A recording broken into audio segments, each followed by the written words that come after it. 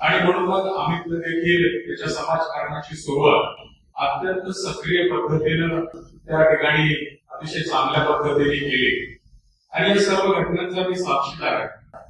दरवर्षी गणेशोत्सव असतो, नवरात्रोत्सव यापेक्षा देखील पलीकडे जाऊन 2020-21 साली ज्या वेळेस कोरोना सारखं मोठं संकट आपल्या सर्वांवर आलं आणि सर्वसामान्य माणूस घरातून बाहेर पडू शकत नव्हता, त्यावेळेस आम्ही स्वतः घराबाहेर पडून मी या सर्व घटनांचा साक्षीदार आहे. आपल्या संपूर्ण परिसरामध्ये त्यामध्ये केवळ वॉर्ड हा दृष्टिकोन समोर न ठेवला, संपूर्ण परिसर अशा पद्धतीने निर्जंतुकीकरण करण्यासाठी आम्ही स्वतःच्या खिशातले पैसे टाकून त्यावेळेस आवश्यक असलेल्या ज्या काही फवारण्या आहेत त्या आमच्या डोळ्यादेखत केलेल्या आहेत.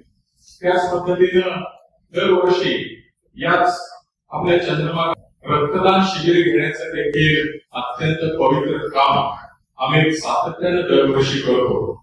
आणि मग निश्चितपणे समाजासाठी नेहमीच धडपडणारा कार्यकर्ता, समाजाची सेवा करणारा कार्यकर्ता म्हणून गेली अनेक 5 ते 10 वर्ष आम्ही समाजकारणामध्ये आहे. आपल्या खेड तालुक्याचे माजी आमदार दिलीप पवार पाटील यांच्या देखील तो अत्यंत मर्जीतला कार्यकर्ता आहे.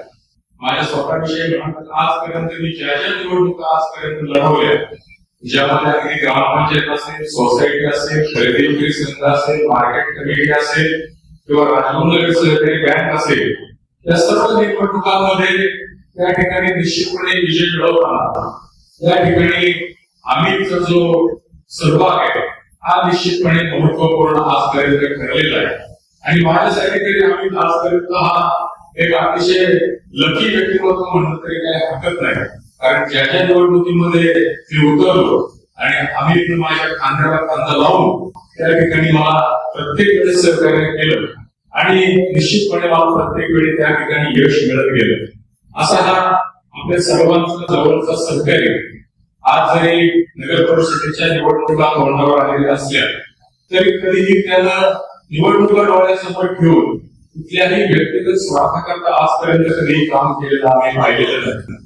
एक वेळ स्वतःचा व्यवसाय असेल किंवा व्यक्तिगत कामं असतील ती बाजूला ठेवून सातत्याने सर्वसामान्यांच्या सुखदुःखामध्ये आजपर्यंत आम्ही निश्चितपणे चांगल्या प्रकारे सहभागी झालेला आहे. केवळ भूमिकर परिवारातीलच नव्हे तर आपल्या परिसरातील कोणत्याही व्यक्तीच्या घरातला सुखाचा दुःखाचा काही प्रसंग असो आम्ही त्या ठिकाणी धडाडीनं आणि हिरिरीनं सहभागी झालेला आपण सर्वांनी त्या ठिकाणी पाहिलेलं आहे. आणि मग निश्चितपणे अशा प्रकारचं काम समाजामध्ये उभं करत असताना जर का त्या कार्यकर्त्याला असं वाटलं की आपल्याला देखील त्या ठिकाणी काम करण्याची संधी नगरसेवक पदाच्या माध्यमातून मिळावी आणि त्यासाठी जर तो प्रयत्न करत असेल तर ही निश्चितपणे अत्यंत अभिनंदनीय अशी बाब आहे असं मला वाटतं. परंतु शेवटी निवडणुका, राजकारण हा वेगळा भाग आहे, समाजकारण हा एक वेगळा भाग आहे. राजकारणामध्ये आज आपण पाहतो की कुठल्या दिशेला राजकारणाची ही दिशा बदलत चाललेली आहे आणि निश्चितपणे मग बदललेल्या परिस्थितीनुसार आपल्याला देखील त्यामध्ये आवश्यक ते बदल आपल्याला करावे लागतात.